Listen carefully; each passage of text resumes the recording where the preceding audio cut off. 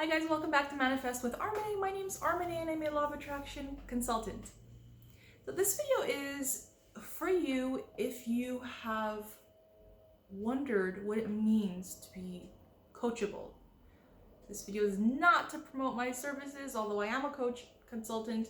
The vast majority of you are not at all going to be looking for coaching, and I'm perfectly fine with that.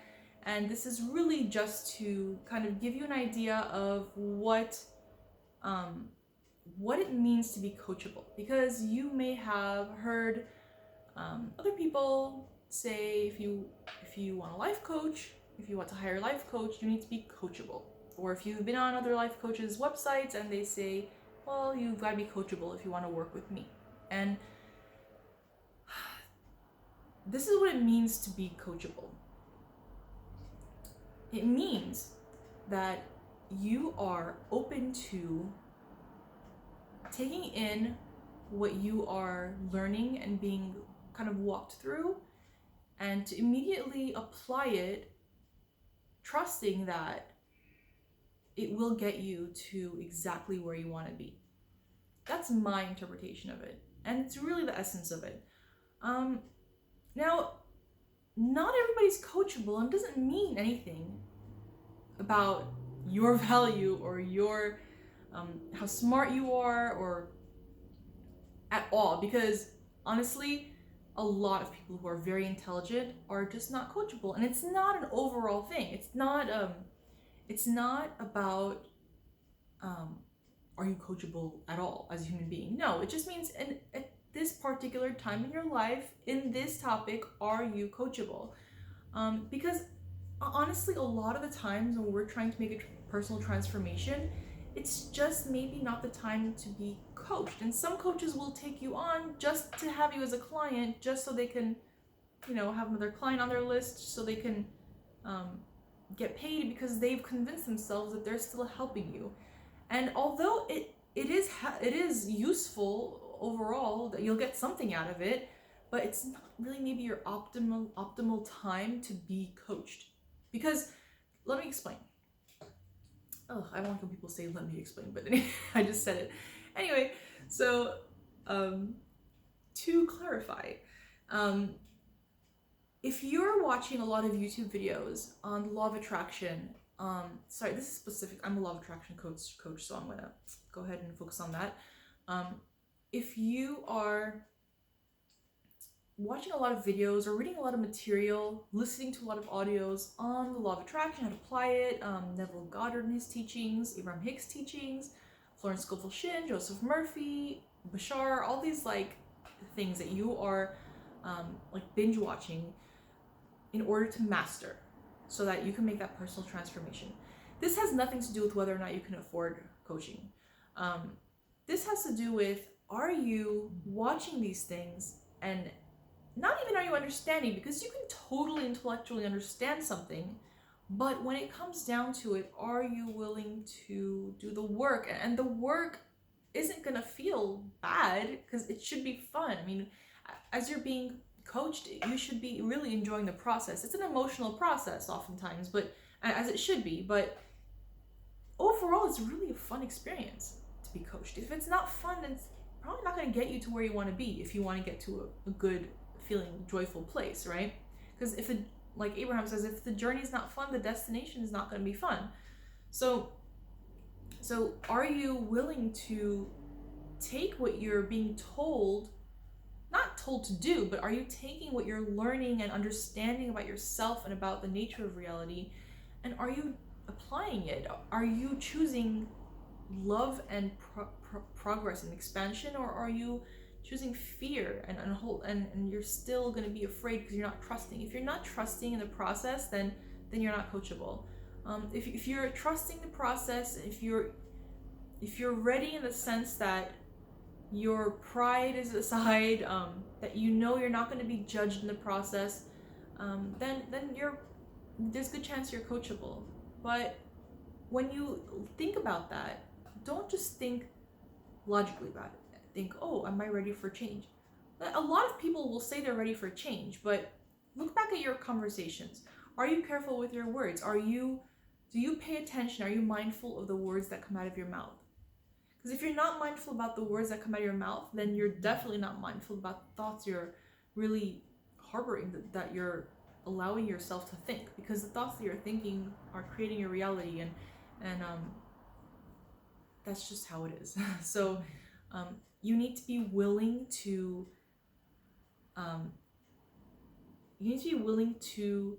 look at yourself and change the way that you are doing things in your mind. And that can be really, really fun if you let it be. And if it is really fun, then it's going to be so much more quick, and you'll see the transformation so much quicker than if you kind of suffer your way through it. Hopefully that was helpful to you guys. The reason I'm making this video is because I get a lot of questions on different platforms. I'm not huge on social media, but I do, obviously, like, I track, like, questions about the law of attraction and manifesting things, and I'm, like, totally practical. My approach with this stuff is totally practical, and I will just straight up start off with the things we're going to talk about the things I'm going to let you do in your mind are going to make you maybe think you're a little crazy. And you're going to feel crazy at first, because what you're doing is you're entertaining concepts of yourself that you maybe wouldn't have had the guts before to allow yourself to think. Like, can you see yourself prosperous? Can you see yourself in that, like, fulfilling relationship? Not just, like, a picture there, but, like, can you feel that? Like, can you feel being in that state? And when you feel yourself into a state that you've never physically experienced before, maybe, like, actually experienced in this reality, then it feels kind of silly at first. So you've got to be willing to be silly. Again, people ask me questions, and sometimes I'm happy to answer questions. That's why I do YouTube, because nobody wants to just, pay somebody a bunch of money, because coaching is not cheap, and then, just then ask them questions. First of all information you ever need to understand the nature of this reality, about the law of attraction, about Neville Goddard, Abraham Hicks, all that stuff is free online. Do it, use it, put it to use. In the beginning, when I manifested my relationship and just, like, completely, changed the feeling and state of where I was in life, I didn't have a coach, and you don't need one, but some people want one. A lot of people can benefit from one.